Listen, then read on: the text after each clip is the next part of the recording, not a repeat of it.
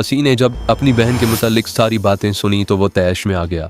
उसने पहले तो अपने माँ बाप को बुरा भला कहा जिन्होंने अंधाधुंध अपनी बेटी का रिश्ता वहां तय कर दिया था। फिर ये फैसला सुनाया कि उसकी बहन उस वक्त तक ससुराल नहीं जाएगी जब तक उधर से उसे कोई लेने नहीं आता। उधर से कोई लेने नहीं आएगा, बाप ने फसी से कहा। उसकी एक वजह यह है जो मैंने तुम्हें अभी तक नहीं बताई, अब सुन लो। मैं बेटी के ससुराल गया था। उसके ससुर ने बड़े रोब से मुझे कहा कि बेटी को भेज दो वरना पछताओगे। मैंने जब देखा कि वो रोब में आया हुआ है तो मैंने भी रोब से बात की और कहा कि तुमने हमें धोखा दिया है कि पहले ये नहीं बताया कि तुम्हारा बेटा ज़हनी मरीज है। ये सुनकर वो और ज़्यादा गुस्से में आ गया। मैंने उसे कहा कि मेरी बेटी को तलाक दे दो क्योंकि तुम्हारा बेटा किसी भी पहलू से खामिद बनने के काबिल नहीं और मैं अपनी बेटी की ज़िंदगी तबाह नहीं करना चाहता। उसने कहा कि हम तलाक नहीं देंगे, बेटी को घर बिठाए रखो। मैंने और कोई बात ना की और वापस आ गया। फसी ने अपने दिल में फैसला कर लिया कि वो बहन को तलाक दिलवाएगा, लेकिन उसने ये भी सोच लिया कि ये काम रोब से और ललकारने से या लड़ाई झगड़े से नहीं होगा। ये तो मैंने देखा कि हालात कितने ही खतरनाक क्यों ना हो जाते, वो बड़े ठंडे दिल से और दिमाग को अपने काबू में रख कर सोचता और फैसला किया करता था। मुझे यकीन था कि उसने अपनी बहन को तलाक दिलवाने के लिए जज्बात और गुस्से से नहीं, अकल से ही काम लिया होगा। एक तो उसे गुस्सा उन मियाँ बीवी पर था जिन्होंने आकर उसके वालिदैन को सबज़बाग दिखाए, झूठ बोले और उन्हें इतना मुतासिर किया कि उन्होंने बेटी का रिश्ता वहां दे दिया। लेकिन उन पर गुस्सा उतारना बाद का काम था। पहला काम था बहन को तलाक दिलवाना। उसने अपने 2 दोस्तों के साथ बात की। उसके दोस्त भी उस जैसे अकल वाले थे। उनमें से एक के रिश्तेदार उसी गांव में रहते थे जिस गांव में फसी की बहन भी आई गई थी। उसने फसी को बताया कि वो उस गांव जाकर पहले तो ये पता करेगा कि उस लड़के में क्या नुक्स है। उसने ये राय दी थी कि हो सकता है कि उसमें कोई ऐसा नुक्स ना हो और कोई और वजह हो कि वो अपनी बीवी को पसंद ना करता हो। फसी ने यह बात मान ली और दोस्त से कहा कि वो उसी रोज चला जाए। दोस्त चला गया। उस दोस्त ने वापस आकर जो बात सुनाई वो कोई अजीब नहीं थी। ये मैं मुख्तसरन बताता हूँ कि यह लड़का 2 बहनों में इकलौता था। उसके बाद उनके यहाँ कोई बेटा ना हुआ। माँ बाप ने उस बेटे को बड़ा होने ही ना दिया। हर वक्त उठाए उठाए रखते और उसकी हर बात मानते। जरा आंखों से ओझल होता तो माँ परेशान होकर दौड़ पड़ती और जहाँ कहीं उसे देखा उठाकर घर ले आई। इस उम्र में भी माँ का रवैया वैसा ही था जैसा उसका ये बेटा अभी दूध पीता बच्चा हो। माँ ने उसमें मर्दान की पैदा ही नहीं होने दी। यही रवैया बाप का भी था। अमीर कबीर घराना था, इसलिए नौकरों की और बेगार पर काम करने वालों की कमी नहीं थी। बेटे को माँ बाप ने ना कोई जिम्मेदारी दी ना उसे कोई जिम्मेदारी लेने दी। वो अगर मर्दों की तरह खुद एतमादी के साथ बात करता था तो माँ को अच्छा नहीं लगता था। वो चाहती थी कि ये बच्चों जैसी बातें किया करे। ये राय और ये तज्जिया एक पढ़े लिखे आदमी ने किया था और उसने फसी के उस दोस्त को बताया था। देहाती लोग इस किस्म का तज्जिया नहीं कर सकते। किसी का बेटा इस तरह का निकल आए तो वो नफ्सियाती तज्जिया नहीं करवाया करते, बल्कि अपने पीर के पास चले जाते हैं या उन्हें कोई शाहजी मिल जाते हैं और वो उन्हें बताते हैं कि बेटे को मालूम नहीं क्या हो गया है कि ये बच्चों की सी बातें करता है और यूं मालूम होता है जैसे इसका दिमाग काम ही नहीं करता। फिर पीर साहब या शाहजी ये तशखीस करते हैं कि उस पर आसेबी असर है या उस पर साया है या ये कि किसी दुश्मन ने उस पर उल्टे तावीज़ करवाए हैं। फसी का ये दोस्त भी मैट्रिक पास था और अकल रखता था। उसने 2-3 और आदमियों से और अपने रिश्तेदारों से भी राय ली थी। सब ने यही राय दी कि लड़का झल्ला है यानी पागल है। उस दोस्त ने फसी को यह बताया कि उस लड़के के सुधर जाने का यानी नॉर्मल ज़हनी हालत में आने का कोई इम्कान नहीं। वो कहता था कि उस लड़के पर ऐसा पर्दा पड़ा हुआ था कि हर किसी को ये पता ही नहीं चलता था कि ये शख्स ज़हनी तौर पर माजूर है। वो खुद को इतना ज़्यादा बोलता ही नहीं था। दूसरे कोई बात करते थे तो मुस्कुराकर अधूरा सा जवाब देता और हंसने लगता। ऐसे लोगों की तादाद ज़्यादा नहीं थी जो उसे झल्ला समझते थे। बहरहाल दोस्त ने फसी से कहा कि जिस तरह भी हो, खा अदालत में जाना पड़े उससे तलाक लो, वरना फसी की बहन बाकी उम्र घर बैठी कुड़ती रहेगी। फसी के लिए ये ऐसा मसला बन गया जिसका उसे कोई हल नजर नहीं आता था। वो अपनी उस बहन पर अपनी जान भी कुर्बान करने को तैयार था। उसने अपने उन दोस्तों के साथ सलाह मशवरा किया और फिर उसके 2 और दोस्त थे जो सिख थे। वो सिखों की अक्सरियत का इलाका था। सिख और मुसलमान आपस में सलूक और इत्तफाक से रहते थे। ये तो सन 1947 में सिख हिंदुओं की बातों में आ गए और मुसलमानों पर टूट पड़े, वरना मुसलमानों के साथ उनके ताल्लुकात बड़े ही अच्छे थे। बल्कि हिंदुओं की निस्बत मुसलमानों को तो सिख अपना दोस्त और हमदर्द समझते थे। उन सिख दोस्तों ने भी फसी से कहा कि तलाक लेने की कोई तरकीब सोचें। उन दोनों सिखों में एक फसी का ज़्यादा ही गहरा दोस्त था। उसने फसी से अलहदगी में कहा कि वो हर तरह की मदद करने को तैयार हैं और अगर नौबत लड़ाई मार कुटाई तक जा पहुंची तो वो अपने आदमी साथ ले आएगा और फसी का साथ देगा। फसी लड़ाई मार कुटाई का कायल नहीं था। इसका ये मतलब नहीं कि वो अमन पसंद था और लड़ने से डरता था, बल्कि इसका मतलब ये है कि वो लड़ने मरने के बजाय उस्तादी से तलाक हासिल करना चाहता था। जब फसी मुझे यह किस्सा सुना रहा था तो मैं ज़रा सा भी हैरान नहीं हो रहा था, और मुझे उम्मीद है कि ये सुनने वाले भी हैरान नहीं होंगे। हमारे माशरे में यह दस्तूर है कि अपने बेटे को ब्याना है, और खा वो शादी के काबिल है भी या नहीं, लड़का निकम्मा हो, निखट्टू हो, नशई हो या पागल ही क्यों ना हो, लड़की वालों को धोखे में रखा जाए और एक लड़की की ज़िंदगी बर्बाद कर दी जाती है। यूं भी होता है कि कोई नौजवान ज़हनी तौर पर इस तरह माजूर है कि हर वक्त डिप्रेशन का शिकार रहता है और कोई कामकाज नहीं करता और ना ही किसी की सुनता है, तो डॉक्टर या हकीम को या एक आमिल उसका इलाज बताता ये है कि इसकी शादी कर दी जाए तो ये ठीक हो जाएगा। ऐसे लड़कों की शादियां अमूमन फरेबकारी के जरिए करवाई जाती हैं। रिश्ते करवाने वाली माइयां ऐसे रिश्ते पक्के कराने में ख़ास रोल अदा करती हैं और मुंह मांगी उजरत वसूल करके ऐसे जहनी मरीज लड़कों का शादी के बाद अंजाम यह होता है कि पहले तो वो अकेला बर्बाद हो रहा था, उसके बाद एक लड़की भी उसके साथ बंदी तबाह बर्बाद होती है। हम उस वक्त अपने वतन से थोड़ी दूर नहीं बल्कि बहुत ही दूर समुंदर में एक गन बोट पर चले जा रहे थे। मेरे और मेरे वतन के दरमियान 2 मुल्क हायल थे, एक बर्मा और दूसरा हिंदुस्तान। लेकिन फसी मुझे यह किस्सा ऐसे पुरस्रार अंदाज से सुना रहा था कि मैं अपने वतन में पहुंच गया और यूं लगा जैसे मैं एक फिल्म देख रहा हूं। किस्सा तो दर्दनाक और अफसोसनाक था ही, लेकिन उसने मुझे मेरे अपने मुआशरे में पहुंचा दिया था। दोस्तों ने फसी को यह मशवरा दिया कि एक बार खुद अपनी बहन के ससुराल से मिले और उनके साथ सुलह सफाई के अंदाज से बात करे और देखे कि उसका रवैया क्या है। हो सकता है कि वो तलाक देने पर राजी हो जाएं। फसी की छुट्टी सिर्फ 1 महीना थी और 1 हफ्ता गुजर गया था। वो अगले ही रोज अपनी बहन के ससुराल चला गया। फसी ने अपनी बहन के ससुराल के साथ बरखुरदारी से बात की और कहा कि वो अगर अपने बेटे का कोई इलाज करवा ले तो फसी खुद अपनी बहन को यहाँ छोड़ जाएगा। ससुर ने यह बात सुनी तो वो गुस्से में आ गया। वो ये अल्फाज तो सुनना ही नहीं चाहता था कि उसका बेटा जहनी मरीज है। उसने फसी को डांटा भी और धमकियां भी दी। फसी ने उसका यह सलूक बर्दाश्त किया और उसकी मिन्नतें की कि वो उसके बहन के हाल पर रहम करे और उसे तलाक दिलवा दे। तलाक तो हम सारी उम्र नहीं देंगे, ससुर ने कहा। जाओ और अपनी बहन को घर बिठाए रखो। अगर आज के बाद यहाँ तलाक लेने आए तो तुम्हारी लाश वापस जाएगी। जब तक मेरा बेटा जिंदा है तलाक नहीं मिलेगी। फसी वहां से आ गया और अब उसने महसूस किया कि वो भी दिमागी मरीज हो गया है। अपनी बहन के ससुर ने उसके साथ सलूक ही ऐसा बुरा किया था कि फसी का दिमाग किसी और रास्ते पर चल पड़ा। ससुर ने कहा था कि जब तक उसका बेटा जिंदा है तलाक नहीं मिलेगी। फसी ये सोचता हुआ घर आया कि ऐसा तरीका इख्तियार किया जाए कि उसका बेटा ज्यादा दिन जिंदा ही ना रह सके। फसी ने अपने मुसलमान दोस्तों को तो इतना ही बताया कि उसकी बहन के ससुर ने उसके साथ अच्छा सलूक नहीं किया और तलाक से साफ जवाब दे दिया है, लेकिन अपने दोनों सिख दोस्तों को उसने कोई और ही बात बताई।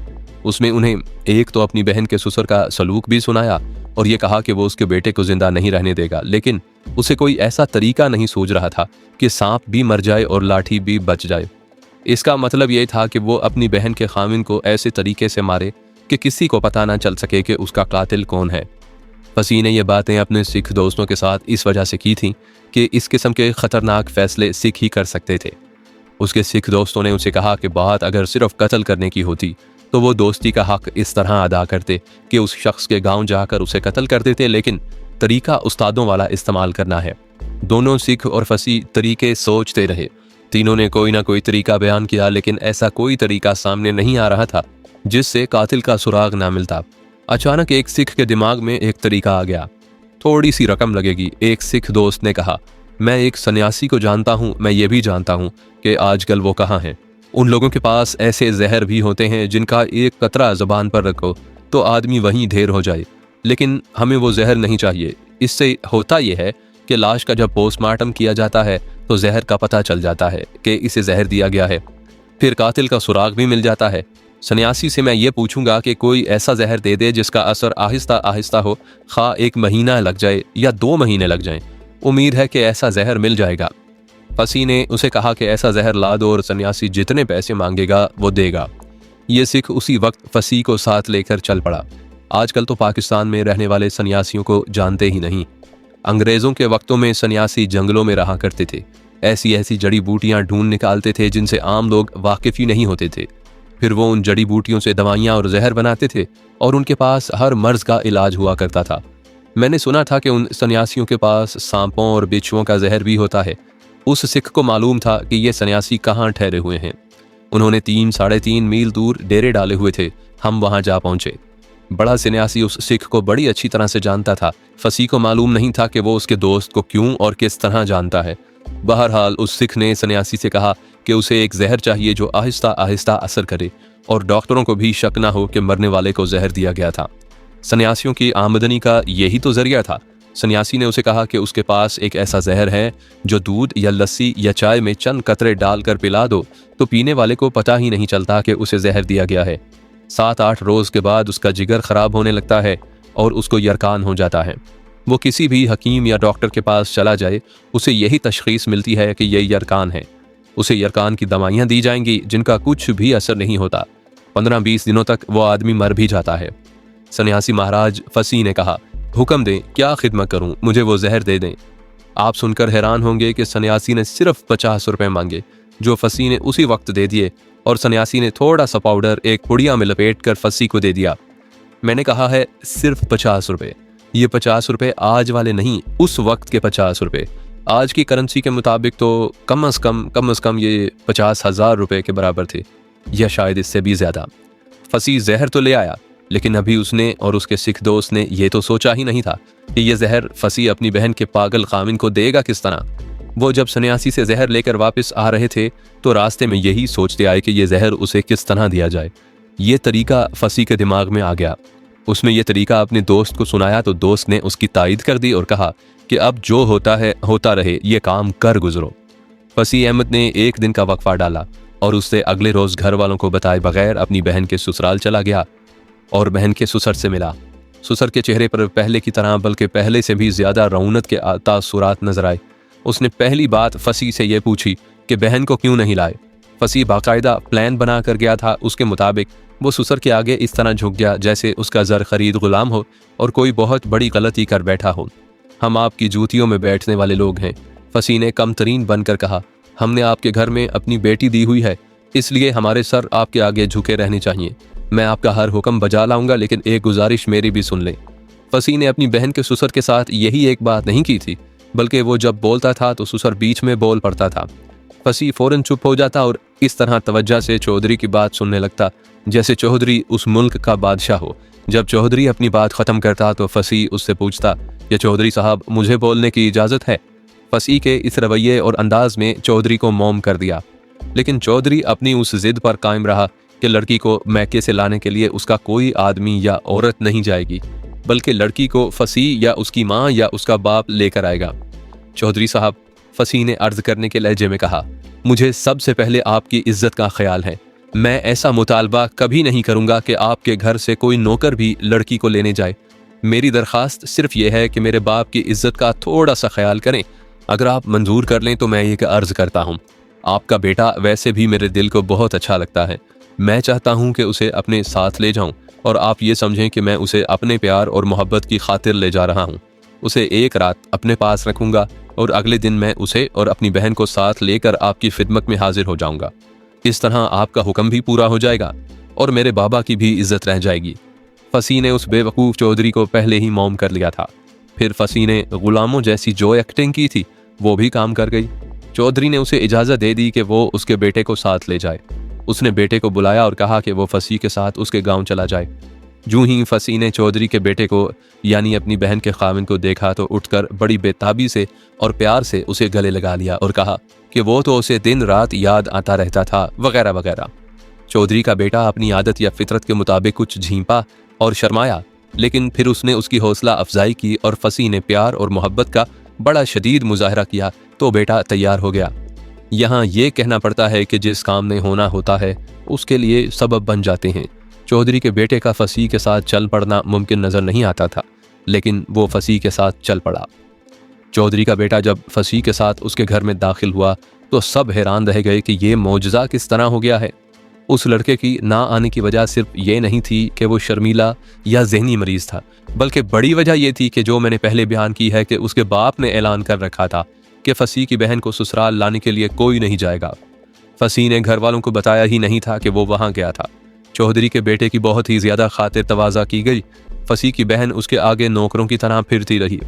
रात को फसी ने चौधरी के बेटे को अपने कमरे में सुलाया। रात सोने से पहले चौधरी के बेटे को दूध पेश किया गया। फसी ने नजर बचाकर सन्यासी से लिया हुआ जहर थोड़ा सा उस दूध में डालकर हिला दिया। फसी ने अपनी माँ और बहन से कहा था कि उसे रात को दूध जरूर पिलाना। ये दोनों औरतें ये समझी होंगी कि यह भी खातिर तवाज़ा का एक हिस्सा है। चौधरी के बेटे ने दूध पी लिया। अगले ही रोज फसी ने अपनी बहन को और अपने बहन के खामिन को साथ लिया और बहन के ससुराल जा पहुंचा। ससुराल वाले बहुत खुश हुए कि चलो ये मसला तो हल हुआ। फसी फौरन वापस आना चाहता था, लेकिन उन लोगों ने उसे रात वहीं रखा और अगले रोज आने की इजाज़त दी। फसी ने मुझे सुनाया कि उसने जब अपने घर में बहन से कहा था कि वो ससुराल चलने की तैयारी करे तो बहन बहुत ही हैरान और परेशान हो गई थी कि उसका अपना भाई उसे घर से धकेल रहा था।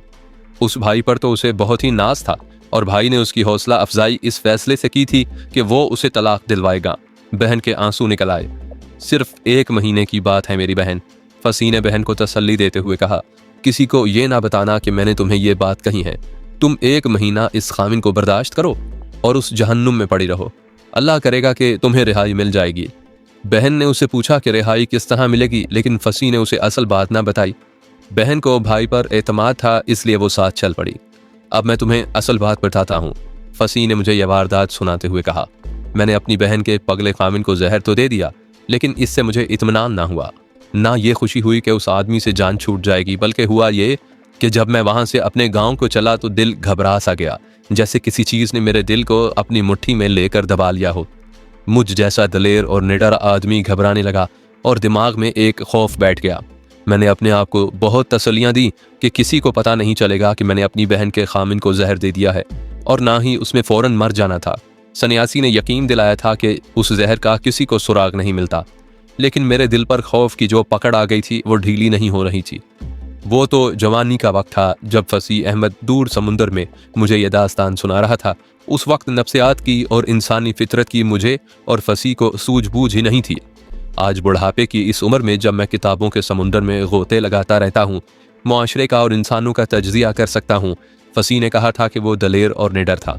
इंसानी नफ्सियात कुछ और कहती हैं, दलेर और निडर होना कुछ और बात है, लेकिन किसी इंसान की जान लेना बिल्कुल ही मुख्तलिफ अमल है, जिसका फितरी दलेरी के साथ ज़रा सा भी ताल्लुक नहीं।